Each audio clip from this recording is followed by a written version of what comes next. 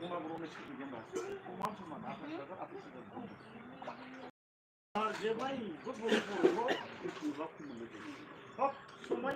इउटुबला बारा मोनबाय थायो नाथाय गुबुन हारिनि ओरैबायदि गियान बिदि जाबाय थायो आरोखि ट्रेना आंनिफ्राय बेखौनो बुंनाया दा बेखौबो अंक खालामनो रोंनांगौ जोंनाव गोबां जाथिनि मानसि दं बेंगलि दं सावथाल दं बागानिया दं नङा होमबा आरो नेपालि दं राजबंसि दं सत्र'दर दं हिन्दी भाषी दं ओमफ्राय नार्जुकि दं बे जाथिफोरा बे समाव बिजनेसखौ सापर्ट खालामबाय थानायाव जों देरहाबाय थानो हादों दा आरो दा नैबे बुस्थुआ आरो चेन्ज जाबाय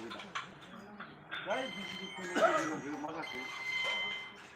बे 5 बोसोराव खुनु दखान बानायनाय बन्द गैया गावजों गाव फरायनाय गैया नुगोनांमा बेखौ नुनानै मा जाखो गुबुन हारिफ्राबो बिजेपिखौ सापर्ट खालामो मानो सापर्ट खालामखो बिजेपिखौ मानो होननानै बुङोब्ला बिजेपि सरकारा दा बिराद मोजां खामानि मावगासिनो जोंनि ट्राइबेलफोरनि गुबुन हारिफोरनि मोजां मोननाय खोथा दं गुबुन हारिफोरनो जोङो सावथालफोरनोबो काउन्सिल होबाय नङा होमबा नेपालफोरनोबो डेभेलपमेन्ट माबा होबाय सियारमेन माबा मोनसे होबाय प्रटेक्ट खालामनानै होबाय राजबंसिफोरनोबो खमथाफोर बानायना होबाय बिजेपिया जोंना जोंनि ससिखौ मोननैखौबो बिटिसिखौबो बिजेपियानो बानायना होदों आरो बे बिटिआरखौबो बिजेपियानो बानायना होदों आरो जों गाव मैगं थाइगं होनाय गावजों गाव एनडिपिनि नामाव खस्थ' मोननाय माबा मोनसे पार्टिनि नामाव एमएलएनि नामाव खस्थ' मोननाय जानो लोंनो सान्थि बे ओनसोलाव सोलिदों नङा होमबा जोंनि बे बुस्थुखौ जोंनि आसामनि सेभेन्टिथार नरेन्द्र मदि सारा सोलिनानै दं दिनैहाय बे ओनसोलाव खुनु मोनसे दा पुलिस बेफोरबायदि आगान सानसे समाव मामोन सोरांबानो फैबा जानाय लोंनाय सुख गैया जानाय लोंनाय असान्थि नंगौ नामा जाय बिथां एनडिपिनि न'खरखौ एसेसो मिथिगौ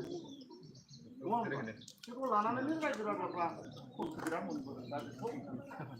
दिनैहाय बिजेपिया साखौ दाबुनाय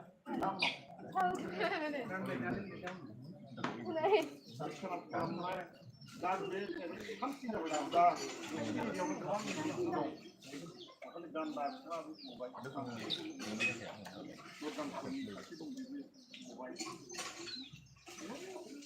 बुंनानै दं आरो बे जाहैबाय मानसिफ्रा बुङो बिजेपिया हारसा दल हारसा माने गुबुन हारिखौ हारसा नांबा बे नङा रायजो मारैहाय हारसा दल जानो हायो होमबा जोङो बर'फ्रा 40टा सिटआव 25टायाव जों गेलेनो हादों इलेक्सनखौ मोनबाया अखाया मोनबाय जोङो बे मोनबायाव जों गेलेनो हायो 25टायाव आरो 30टायानो माने एसटि सिटखा गभर्नमेन्टआनो बेसेबां नांगौ मोनसे गोरों गिदिर गोरों मोनसे 1 ल'खालसो नांगौ होमब्ला बे बर'फ्रा जुदि बिजेपिआव बारसननानै 5,000 मानसि फैनायनि मुलाम्फाखौ गुबुन हारिनि जाबाय थानांगौना जों जानांगौ जाखो बारसननानै जों जानांगौ दा माबा गुबुन हारिखौ जों सारनो नांगौ नोङो गिदिर मानसि खालामबाय थानांगौ होबाय थानांगौ बेखौ जोंनि माथो ओंखायनो हाग्रामा आरो ससियेल खमलहारि बिराद मिनिनांगौ मिनिनानै लोगो जानांगौ जानो हायोबाथ' जोंनि थाखाय बिराद मोजां मोनो जों रावबो सोजोबनो हाया नंगौ नङा जोङो एकदम बिराद गोरा जानो हाया नाथाय गासैखौबो माने मिलायो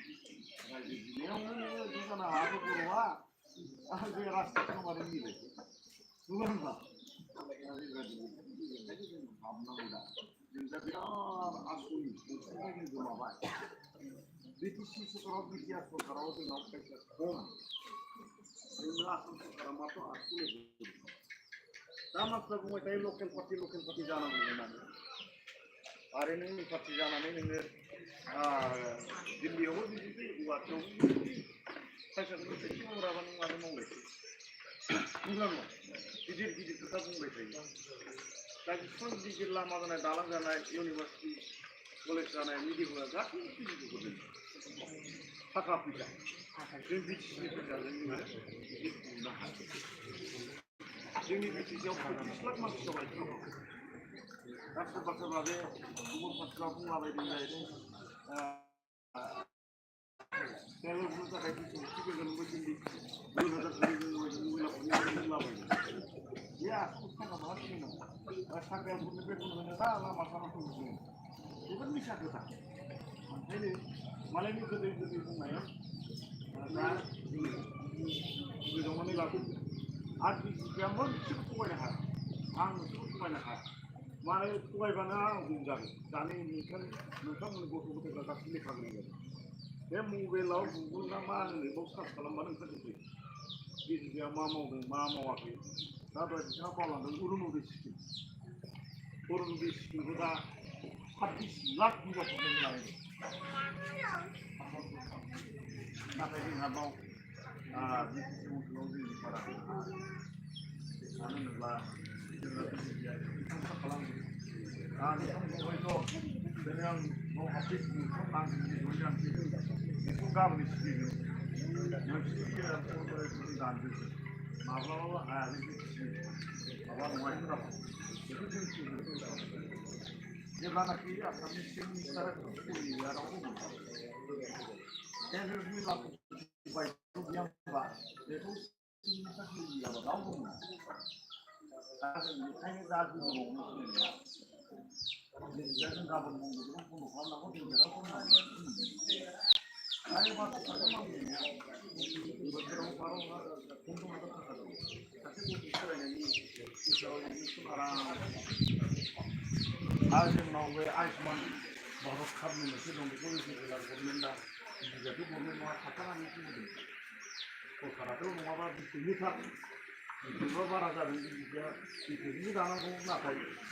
सान्ति सुक्ति खालामनाय जेब्ला बिदि आरो गासैबो बारहोजानो खालामनानै बुजिबायना दा बिथांमोना आयुष्मान भारतआ मा बेखौ फोरोंनांगौ खिन्थानांगौ बोसोराव 5 लाख थाखा मोना जायनाखि बेमार आजार गिदिर गिदिर जायो नोङो बेखौ 50,000 दिन जादोंबा नोंखौ आधा फैसा गभर्नमेन्ट हस्पिटाल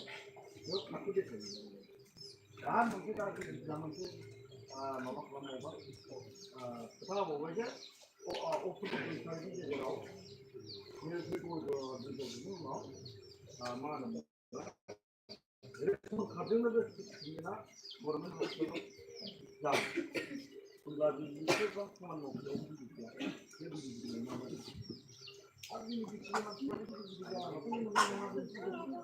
जों लागासिनो दं मोजाङै ट्राइबेलाबो जों नङा आसामाव 14 जाति ट्राइबेल दङ बिमा हासाव कार्बि आलं लालु प्रसाद देउरि काउन्सिल मार काउन्सिल राभा काउन्सिल गासैबो बिजिपि अब्ला जोंनि दा गुबुन हारिनि जाबा बिजिपिया जोंखौ जासिगोन होननाय बिदि होनना बुंलाङो बेफोरजों मिसाखा आरो जोंनाव मोनसे स्किम दङ बेखौ माने इन्ट्र'ला फोरोङाखै निजुत मिना होननानै मोनसे स्किम दंमोन निजुत मिनाया जाहैबाय जायनाखि गभर्नमेन्ट कलेज जाय मानसिया फार्स्ट इयार फरायनायनि बोसोराव 10,000 थाखा होयो आसाम सरकारा बिजेपि सरकारा ओमफ्राय बे मानसिया बिए पास जानानै फार्स्ट इयार होयो पास फरायो बिनो 12,500 बे मानसिया बिए पास जानायनि फरायो बिनो 15,000 थाखा होयो बोसोराव बेखौ अनलाइनाव एप्लाइ खालामनो होनांगौ दा जोंनि मानसिया गोबां आं थांनाय 7 मासनि सिगां 5,000 केन्द्र सफैनाय बेखौ आरो जोंनि हौवाफोरनि थाखाय मोनसे स्किम दङ सिएम ट्रिपल ए होननाय 1 लाख साबसिडि 1 लाख होनांगौ साबसिडि माने 2 लाख थाखा होयो बे जाहैबाय 28 निफ्राय प्राइभेटबा 45 बोसोरसिम बेखौ एप्लाइ खालामनो हायो होननाय इन्डास्ट्रियाव 2 लाख थाखा मोनगोन ओमफ्राय 1 लाख होनांगौ 1 लाख आरो नोङो 1 लाखखौ दालाबो नांगौ 1 लाखखौ नों लाबोनानै बायदो माबा मोनसे बायदो माबा मोनसे खालामदो बेखौ जोंनि मानसिया रोङा दाखालि नायबाय बे लिस्टआ लान्जि गोलाव मोन बुंगारदों आंनि नाम मारै होनलाय दानजोबनानै जोङो गुबुन हारिनि बिसोरनो जोंनि सप्ताहखौ खालामो अबुरुप खोनाबा जों गासिबो आदानै नोंथारा एप्लाइ खालामनो रोंनांगौ जों मानसिया आरो अक्ट'बरनिफ्राय दुइ दाननिफ्राय दालिखौबो डिलारनिफ्राय आदा दामाव मोनगोन सिबिखौबो आदा दामाव मोनगोन संख्रिखौबो आदा दामाव मोनगोन आदा आदा फैसा मोनगोन आरो गरिब दुखिया जिल्लायाव थांबाय थानो खस्थ'खौनो हाबि जाबि नुनो मोननानै मा खालामदों देरसिन 3 मासनि माइरंखौ होखादों बुंनांगौ आरो होबावगोन आरो सिन्था खालामबावगोन जे माबा होनायनिबो मा होनोमोनलाय थाव होनायनिबो सिन्था खालामनांगौ बिसोरना जाहैबाय बाजेटआ लाख जोंना जाहैबाय माथो 800 जों बे जायगायाव थांसै नालाय दुगा दुगा बुंनानै जेब्ला नंगौना नङा